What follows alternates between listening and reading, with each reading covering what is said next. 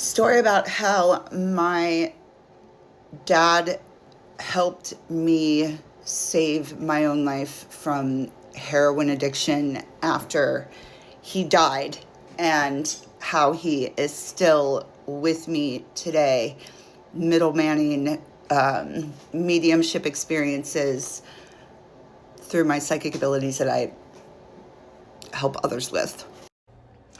Okay, so just to give you a little bit of backstory, my father lived in southern Indiana near Cincinnati, where I'm from, and I was living in Austin, Texas. And my dad had been married to a woman for a long time, and addiction runs deep in her family. And my dad, he's just not an addict. He went to Vietnam when he was 19, so that kind of handed his ass to him. And so he never turned into an addict. He was like a gangster-ish, somebody you didn't mess with, but he was a Marine. Okay. You did not fuck with my dad.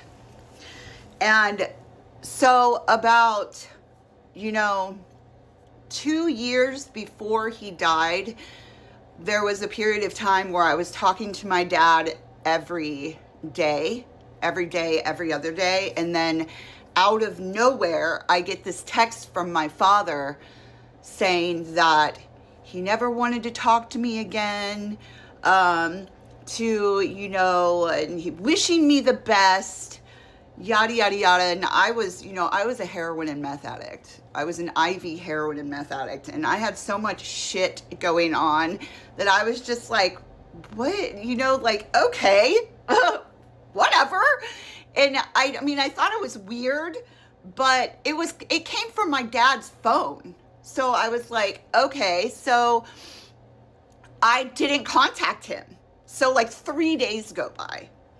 And my dad calls and he's like, why haven't you been calling? Why haven't you been calling me? And I was like, you told me not to. And he was like, no, I didn't. Which, if you knew my father and I, we're literally like this.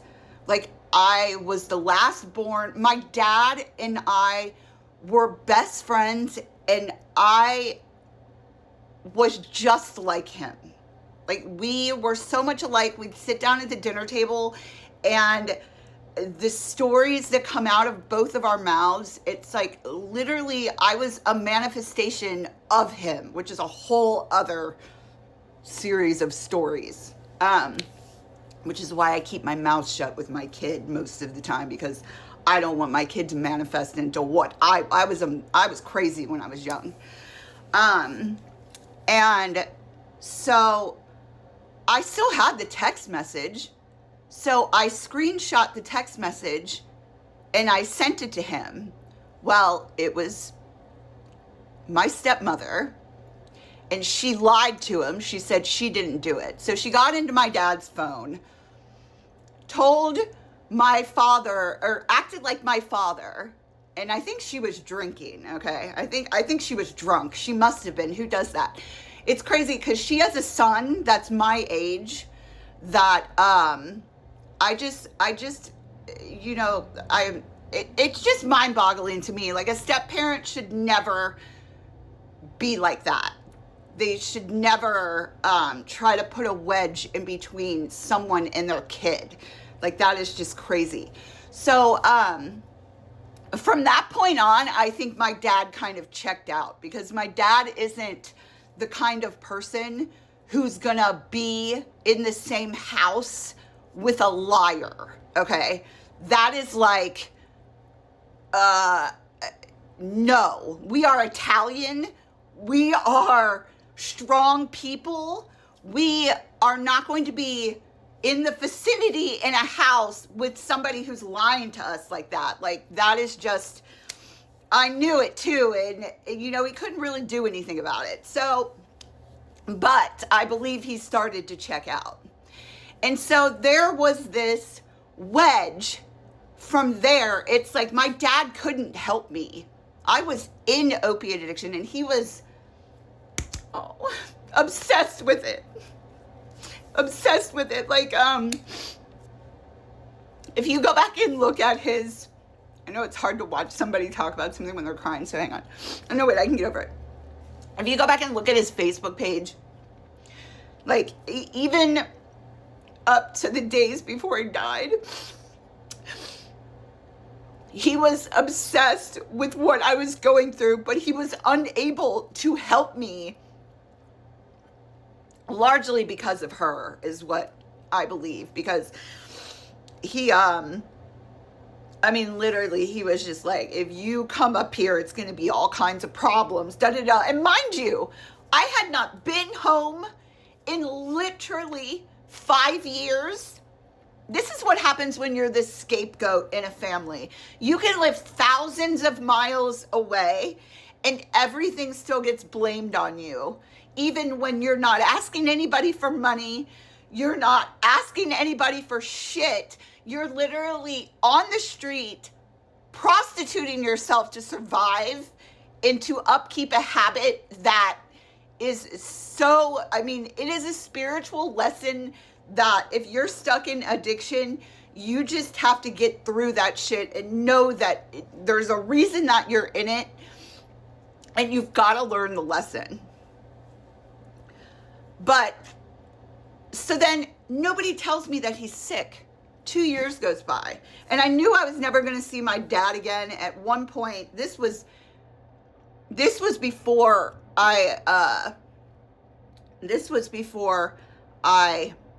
I'm sorry, my mom just texted me about something. This is such like there's so much to this story. Before the whole text messages from her started, I knew I was never going to see my dad again, because I had gotten robbed of everything practically I owned except for my car in Colorado. And my stepmom was trying to talk me into coming to Cincinnati to go, listen to this. I had to move into a homeless shelter if I was going to come and they were going to help me in Cincinnati. I had to move into a homeless shelter that I couldn't take my dog to. And I had my Ollie, my little dog. I'd had him for 14 years. And, I couldn't take him. So what was I going to do with my dog? And then I had to get involved with a church, and it just was not the right fucking decision for me. And my dad knew it wasn't the right fucking decision for me. And so I decided to go back to Austin. I was like, I can't do that. It was going to be a disaster. I knew it was going to be a disaster. And so, but I knew from that point, I was never going to see my dad again. I know if I made this decision, I'm never going to see my dad again. But what I did was I chose me. I didn't choose to make my family happy. I chose me. I chose my lesson. I chose to go on my path and to fucking forge forward through this shit in hopes of someday getting out of it, because I knew I was going back in the crazy, but that's where I wanted to be. And if you want to be somewhere, you're supposed to be there. Period. Point blank. Fucking exclamation point. If you want to be there, you're supposed to be. That's your natural. If you're naturally drawn to it, that's where you're supposed to be. Anyway, so, and then it was a little while before these text messages started happening. It was actually not long after that. These text messages, and then her lying and denying it, and then her messaging me from her Facebook saying the same thing. So then she just gave herself away again. And so my dad and I were separated from each other, not really talking to each other for a good year or so before they told me about the cancer. Anyway, go to part 2. Amount of time. All right, part 2 on how my dad helped me save my life from heroin addiction after he died. Okay, so if you're just getting here, go back to part 1. It'll be the video posted before this, and it's labeled. So I haven't really been speaking to my dad in a long time. And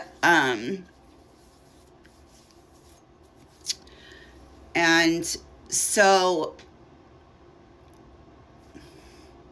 I guess people were afraid to tell me that my dad had cancer because they were afraid that I was going to go off and overdose on heroin like they have any control over that shit. But just, you know, to be real clear here, I have overdosed on heroin a bunch of times. Like Narcan, like in the hospital a bunch of times. Because the shit in Cincinnati is not like the shit in Texas. There's fentanyl. There was fentanyl in the H up in Cincinnati since like the year 2000. I mean, if we're honest. Okay.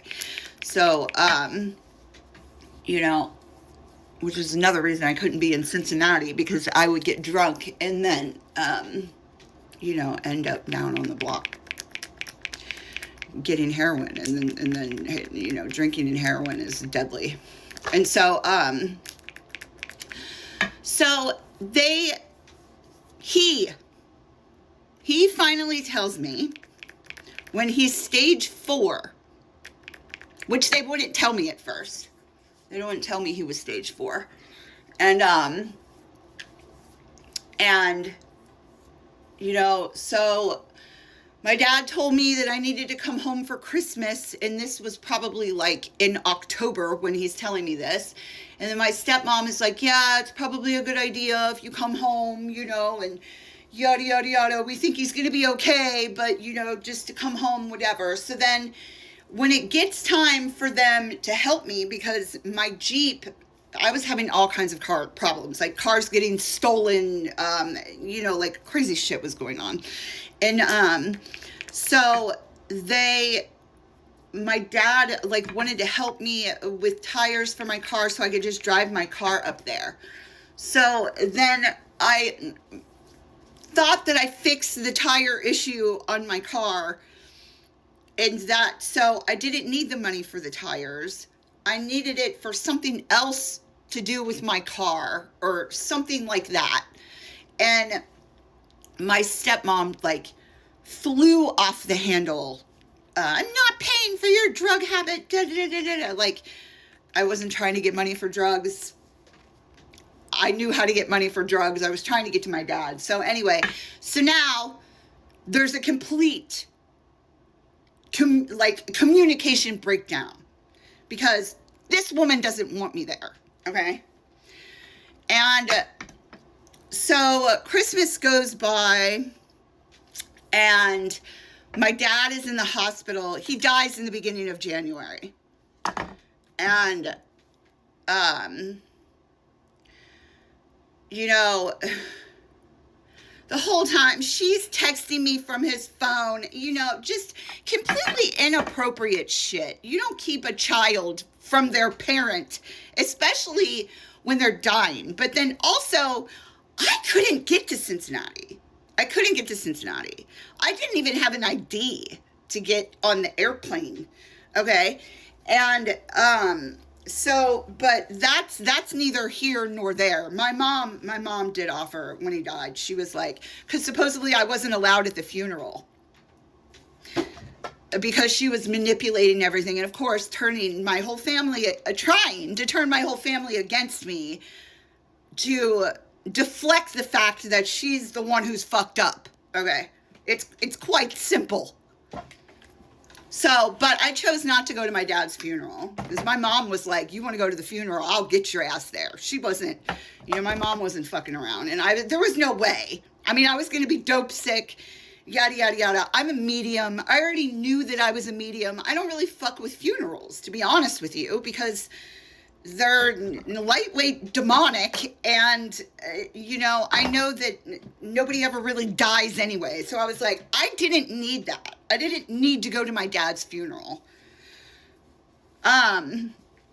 So he's gone, right? So then, you know, it was hard, of course, and I'm not going to go into anything like that. But anyway, I knew that my dad was with me.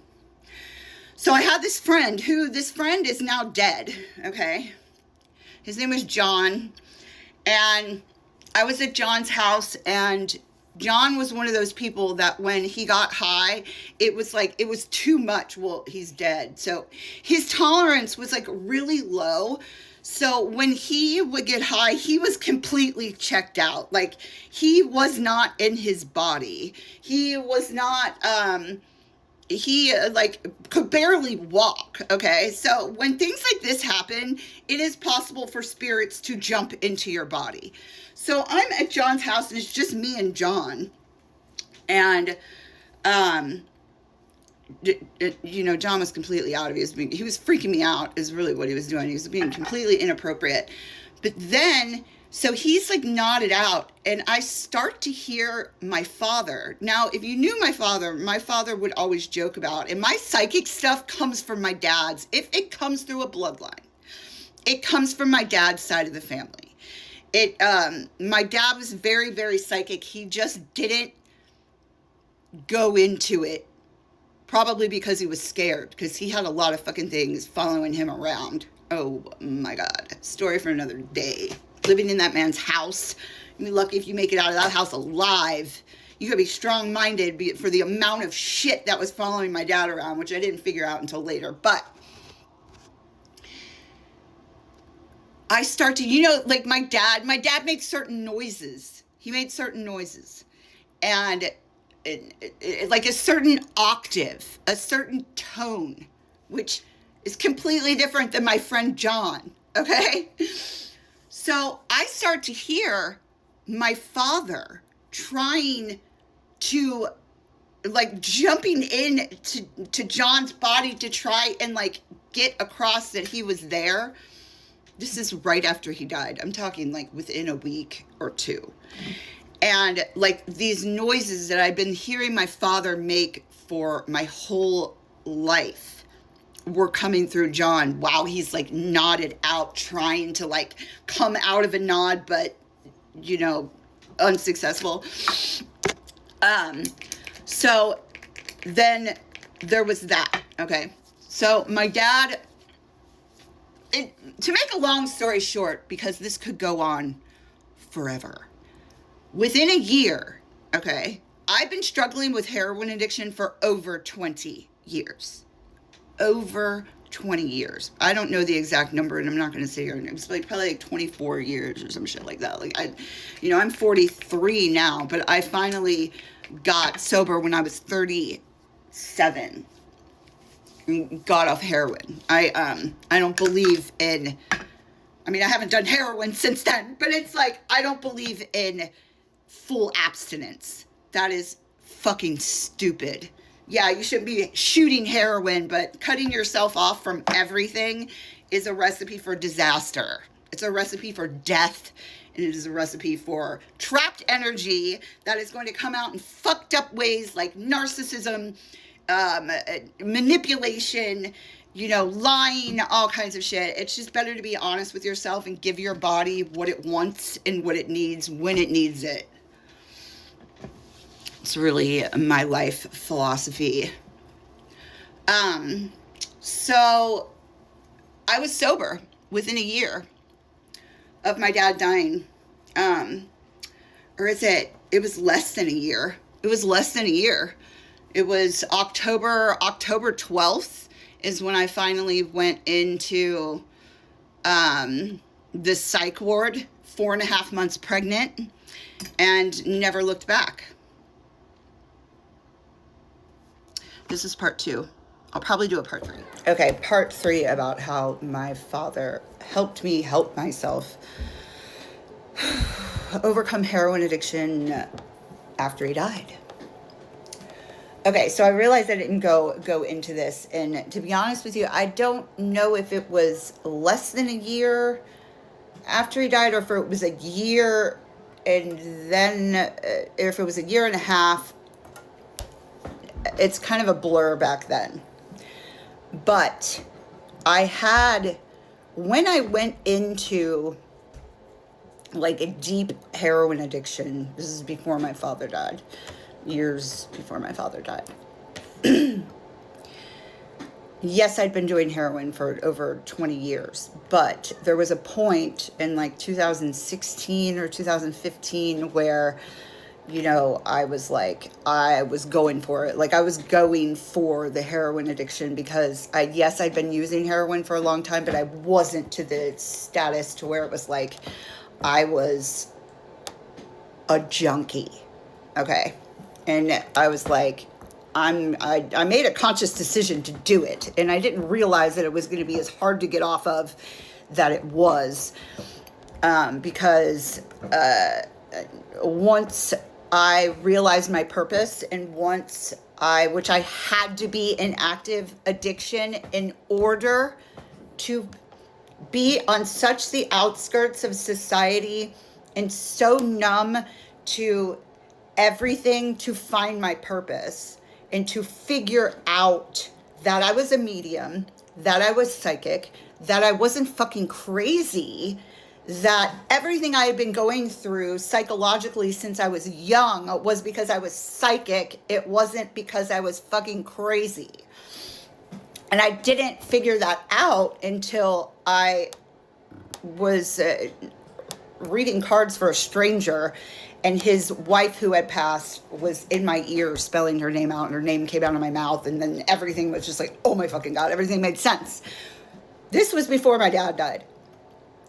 This was when I realized what my purpose was, and that the switch flipped, and I then knew I had to get off drugs. From that point, I was like, oh. And then I had that overtook the want to be on drugs, because I wanted to be on drugs for a really long time. And that's why I was doing it, because I wanted to be doing it. It wasn't for some other fucking deep underlining issue. Like, I'd been in therapy for so fucking long throughout my life since I was little. Like, there was no like deep, you know, it was like I wanted to be on drugs. But then once I figured out why I was here and what my purpose was, and that I was psychic and I had all these gifts and everything made sense, and it was like, oh, I gotta get off heroin. Like, I gotta get off this shit. Like, I finally was like, okay. But from that point, it took 2 years from that point for me to get off heroin. And it wasn't that I wasn't trying. It was like I was trying, and it just was not happening. So after my father died, it was like things just, and I knew that he was there with me. Things just started to line up. I made the decision to have my son, and which that's a story for another day, my son.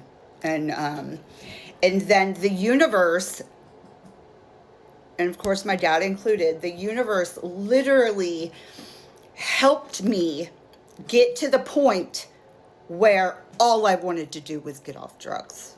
That's all I wanted to do. I wanted to have my son, and I wanted to be off drugs. And the universe assisted me in doing that in the most perfect way possible. And I know in my heart that I could not have done it without my dad. And I know that him leaving his body, him making the decision to exit and to move on, was something that, this is what I'm told and this is what I feel, was a decision of his that he made before even coming into this lifetime. And before I was born, it was a contract. Like, if I wasn't able to navigate and get myself out of it, that he was going to exit, and he was going to make sure that shit happened from the other side. And that's exactly what he did. And he's with me. My son talks about seeing him all the time. My son is 5 now, but and he has my dad's last name. And he'll like do some weird dance or whatever, and I'll be like, where did you learn that? And he'll be like, my grandpa, you know? So, and I've had mediumship experiences, you know, it's stories for another day. It's just, I've lost a lot of people to death since I've been alive this time. And after a certain point, I realized, because mostly it's friends. I mean, yes, I've lost relatives, but I've lost a lot of friends. And, you know, we have different relationships with our friends than we do our family. And I mean, nothing is like losing a parent. That's like a whole other layer of losing a part of your identity, and at the same time reclaiming your true identity. Once they're gone, there's gifts in all of it, and you don't realize a lot of the things that I'm speaking for myself. I didn't realize a lot of the things I was holding myself back in life because of my dad, because of not wanting to, you know, leave him or, you know, upset him, even though, I mean, good God, I've done everything in the world to drive that man crazy. I mean, my God. But still, there was still things with him passing, and I realized that, you know, like moving out of the country, that's something I could never move out of the country if my dad was alive. That is just something that, you know, just one of those things. So my dad won't get on airplanes. Anyway, so losing so many people, I